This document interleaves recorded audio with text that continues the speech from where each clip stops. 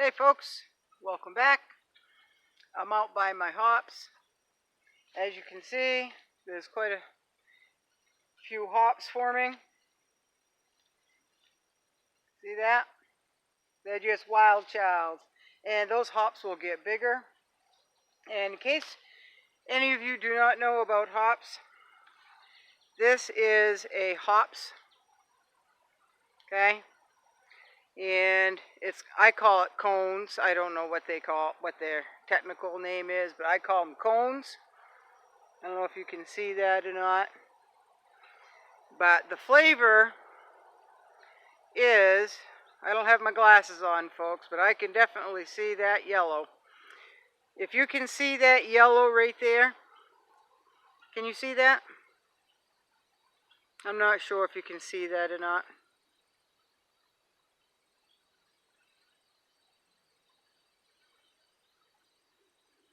See that yellow?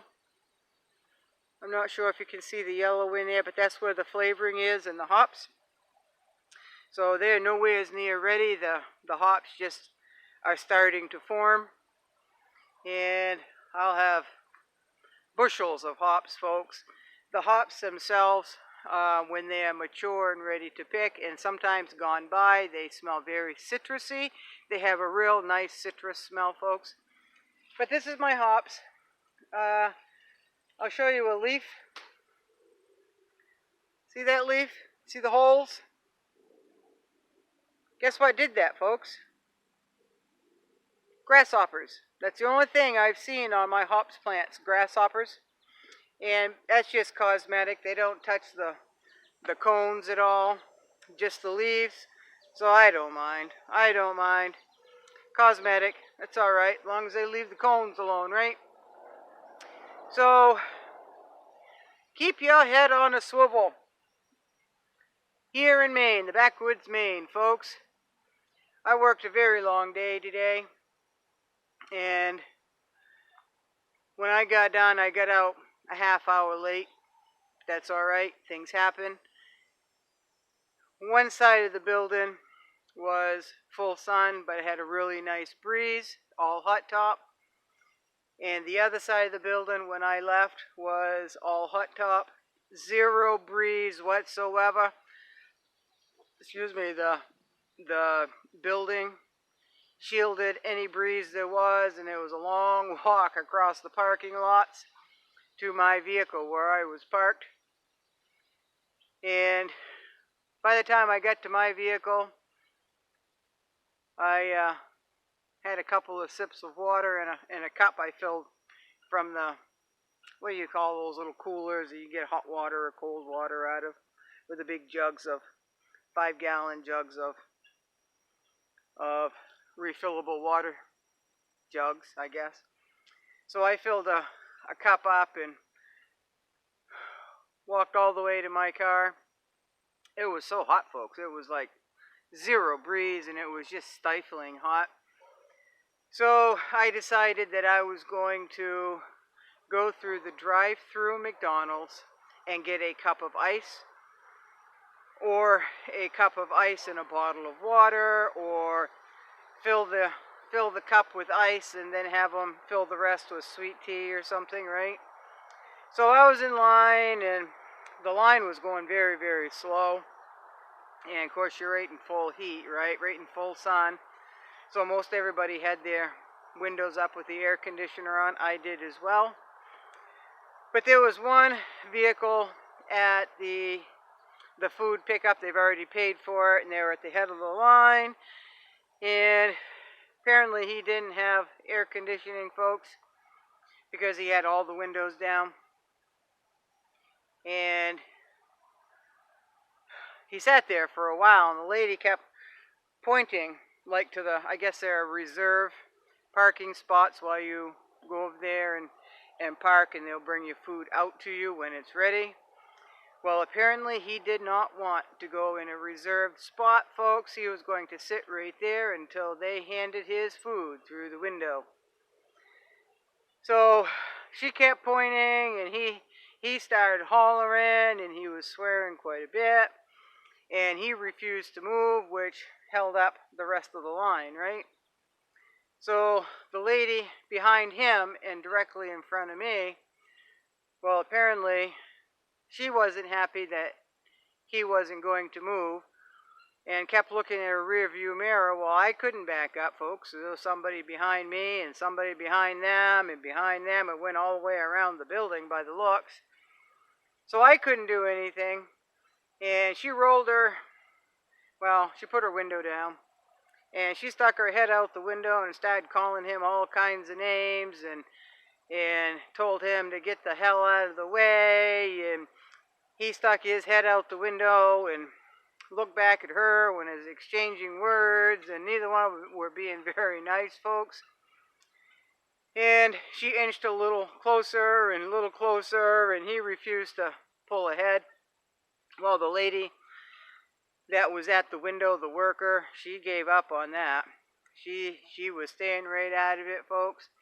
And it got so heated, folks, that he tried to get out of his vehicle. He couldn't because he was too close to the window. Well, she saw him trying to get out of his vehicle, so she was going to get out of her vehicle, and she didn't have room because it's right up next to the building. And I'm like, oh, this just isn't good. The heat's gotten to these two folks. They're just angry and they're unpredictable, and I didn't know what was going to happen, folks. He was still trying to get out, and then he decided to go out his passenger side front door on the other side of the vehicle. He crawled over the centerpiece there between the seats, and she saw him doing that. Well, guess what she started doing? They were going to battle it out, folks. He finally got out and went up to her car and was hollering, and she tried to open the door, and he slammed it shut, and she tried to open it again, and he slammed it shut again, and I'm like, well, there's no place I can go, but I could get out of my door, so I'm like, you know what, this is not a safe place to be whatsoever. So I get out, walk to because the line weren't going to go anywhere, folks, and I had already paid, damn it. I just weren't going to leave. I had already paid for my cup of ice, and I couldn't leave anyway. So I get out, shut my vehicle off, went to the back of my vehicle, and my Subaru has a hatch where I can lay down the seats and haul grain or whatever. And I grabbed my backpack, which had a bottle of water in it, and I was unzipping that, and next thing I knew, there was a guy right up beside me, folks, and he said, are you getting a weapon out in case this gets out of control? And I'm like, first of all, I didn't even know where he come from, but apparently he come from the vehicle behind me, and he was ready to do a battle, and he thought I was going to join him, and he thought I was getting a bang bang out of my back of my vehicle, apparently. So I said, no, I'm not getting anything. I'm not getting involved in this. I'm going to grab a bottle of water. I'm going to go stand underneath that shade tree over there. I'm going to stay right away from what's going on here. And they were still screaming, and this guy's wife called him back inside their vehicle. And I stayed right over there, folks, until they brought his food out. And he still wasn't happy. He was screaming, and he was hollering out his window, and the lady got back in her vehicle and blew the horn a couple of times trying to get behind the driver's seat. And yeah, she was still swearing, and he was still swearing, driving off. But folks, if people are going to get that heated in a drive-up window on a 90-plus degree day, it was really, really hot today, folks, and tomorrow was supposed to be almost 100, and it must have been 95 today. So if they're going to get that heated up over drive-through food, folks, what are they going to do? How are they going to act if they run out of food at home? If these two people, for example, were going to get that heated over something so minor, what is going to happen when all hell breaks loose? What's going to happen? I didn't want any part of that whatsoever, And that was some pretty scary shit, if you ask me. I was tired, I was hot, and I weren't going to have any part of that, and I was going to back right away in case things got really ugly. And this guy behind me, he was ready to be the hero, right? And I'm not saying, folks, you know, I believe in caring if you want to, if you're responsible. It has proven in society that those who carry have really stopped a lot of deaths, right? Now, so I'm not anti any of that. If you are responsible and you are an adult about it, that's good. But if you're going to be eager to find a situation where you think you can intervene with a bang bang, then that's just a little too eager. That's just a little too eager. Maybe that's just me. I don't know. Maybe that's just me. But that was a little interesting to say the least. So that's about all I've got to say. I've been home long enough to change my shirt, folks, and my shoes. I've come to check out my hops and pick some more string beans and maybe some cucumbers. Tomorrow's going to be an awfully, awfully hot day, folks. But there's promise of rain. We will see.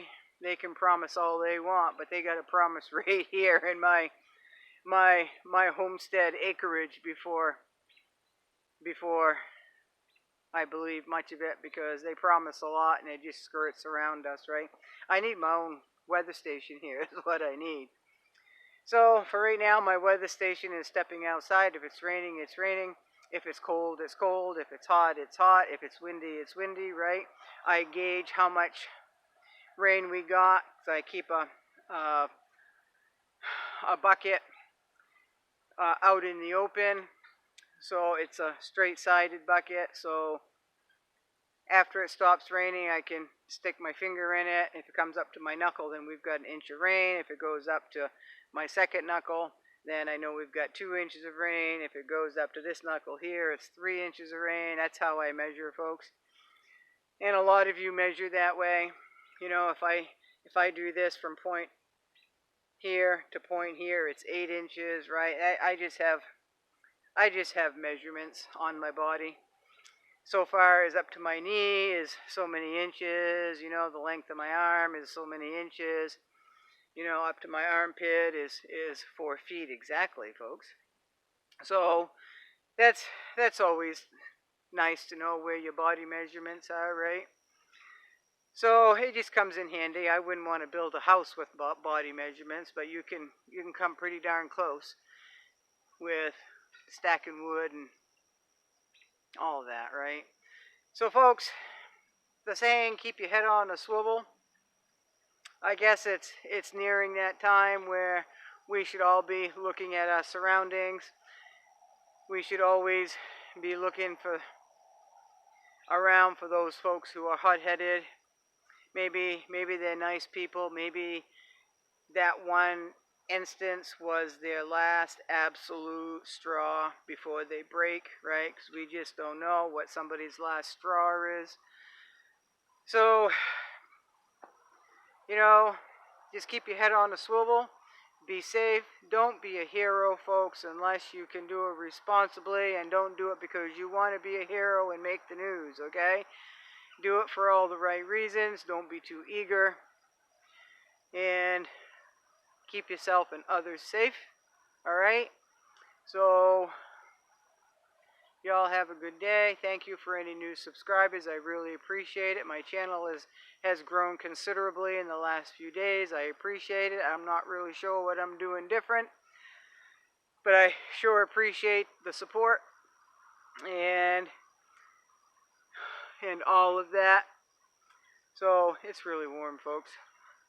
I am going to go check the pineapple tomatoes, so if there are some ready, there'll be another video posted after this one. So there might be 2 today. I just put up 3 fingers. There'll be 2 today. If they're ready to pick, some of them are ready to pick, I'll do a little demonstration on that. And yes, the pineapple tomatoes go by a lot of names. For those folks who watched my previous video and said they sound like this and that. This probably the same plant that you've got that you call it a different name. So you all be good. Keep your head on a swivel. Be mindful of your surroundings. Don't be a hothead. Pay attention to those who are hotheads and tend to be explosive to begin with, or they have reached their last straw. And just be mindful. There's a lot of stress in the world, and it's just going to get worse. So just keep your head on a swivel, folks, all right? And be safe. Thank you. Bye-bye.